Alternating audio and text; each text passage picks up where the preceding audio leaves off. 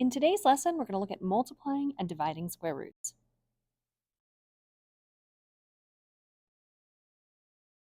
Technically, when a radical or a square root is in simplest form, we can't have any perfect squares in the radicand other than 1. Okay, so this is where you're going to do your factor trees from before to reduce your radicals. The new things are we can't have fractions under a radical sign. So something like this would not be okay. We'll have to fix that.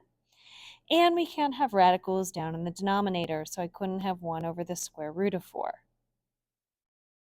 So we're going to look at two properties. The first is the product property. It's pretty simple. It says if I have the square root of a product, I can separate it into two separate radicals. So it would work the other direction as well. If I started with this side, I could end up with this side. Let's put it into practice, and it's pretty simple how you do this. You're going to multiply any coefficients together, and then you're going to multiply any radicands together. So when I look at number 1, I can multiply my radicands together, and this would be the same as the square root of 12. And then I need to simplify it. So what goes into 12? Kids, don't overthink this. You just said 6 times 2 was 12.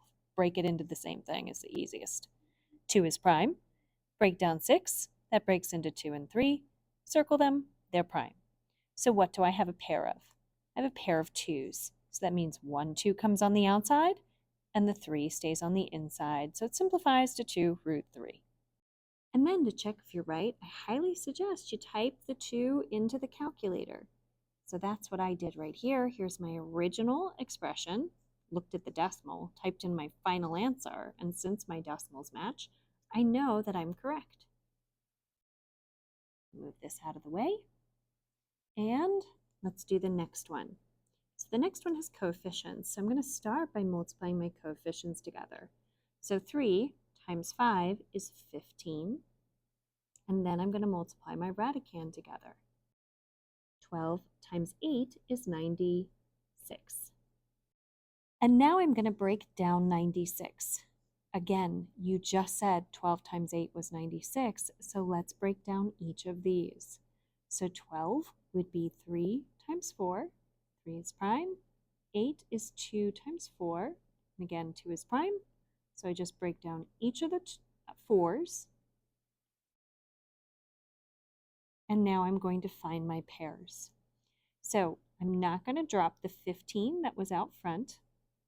I'm going to put times the square root of, and I'm going to look for pairs. So pairs of 2, there's one pair of 2.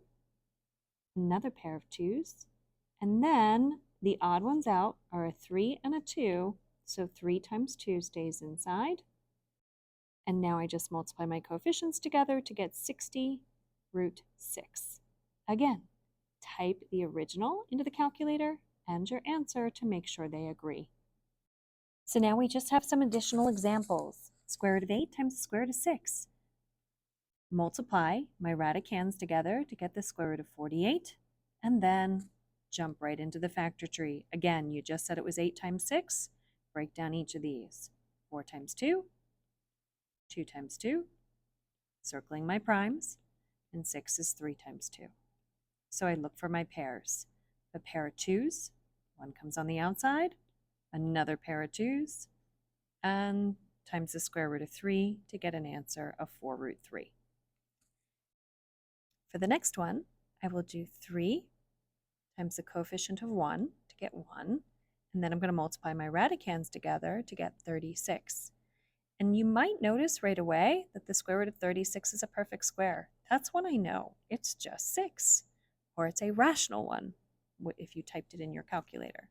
So 3 times 6 is 18. Okay, let's jump into these variable ones. These ones are great. So coefficients together first. 2 times 3 is 6. Next, let's do the radicands together. So this is going to be the square root of 24 x to the, remember, keep your base and add your exponents, so x to the 4th. Now I'm going to break down 24 into 4 and 6, 2 and 2, 2 and 3, circling my primes. So I'm looking again for what do I have a pair of?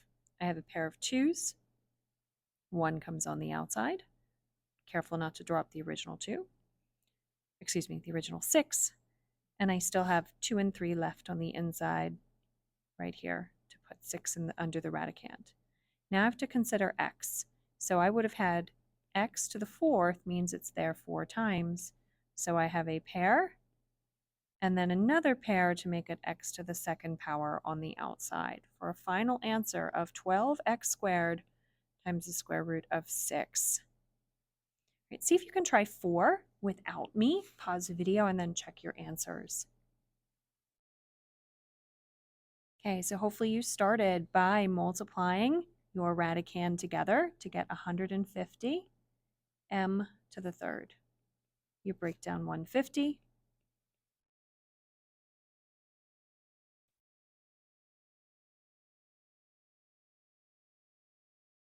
And then m is there 3 times. So I have 1 pair of m's. So I'm looking for pairs, 1 pair of 5, 1 pair of m's. So what's left over would be 2 times 3, which is 6, and then I have 1 m.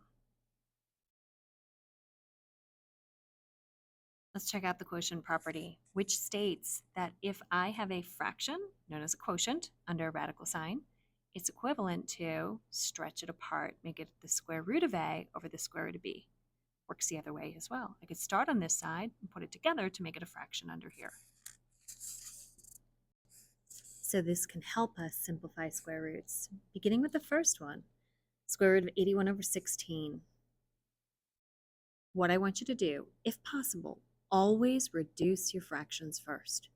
So you check and see, is there something that goes into 81 over 16? Easy way to do this is in the calculator, 81 divided by 16, math enter. It doesn't reduce. So instead I'm going to stretch this apart into the square root of 81 divided by the square root of 16. Make it 2 separate square roots. This is a perfect square. Square root of 81 is 9. Toss it in the calculator, in other words. Square root of 16, if you don't know, is 4, because 4 times 4 is 16. So this is 9/4. Okay. Next one, square root of 18 over 8. First thing I'm going to do is toss that in the calculator, and I'm going to reduce it. That's going to give me, 2 goes into both, the square root of 9 over the square root of 4. Square root of 9 is a perfect square. That's equal to 3, and the square root of 4 is 2. So this is just 3/2 as a fraction. Let's just do some practice problems. So I'm going to see if I can reduce 25 over 36. Nothing goes into both, so I pull it apart.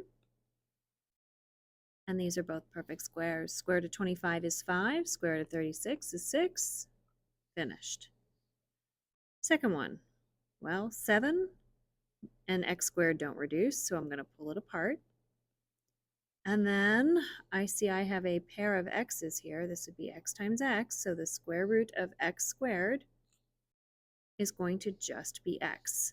The other way to think of that is this reduces, so I get the square root of 7 over x. You should also make sure that the square root of 7, you can't break that down, but 7 is a prime, so this is as simple as it gets. I know I'm done because I have no square roots down in the bottom and no fractions as my radicand. Okay, so when I go to 3, this does not reduce, so I'm going to pull this apart into 2 separate ones to make it the square root of 24 over the square root of m to the 6th power. And now, guys, you're just going to have to break this down, numerator and denominator separately. So I'm going to give myself some more space here. So 24, pause, quickly make your factor tree. So this simplifies into 2 times the square root of 6 over m to the 6th means I have m multiplied by itself 6 times. So I would have 1, 2, 3 pairs, so I would have m to the 3rd on the bottom. This is simplified because I have no square roots in the bottom, and 6 does not break down any further. We'll save these trickier ones to do together in class. Time for you to try some practice ones on your own. It's time to move to the independent practice.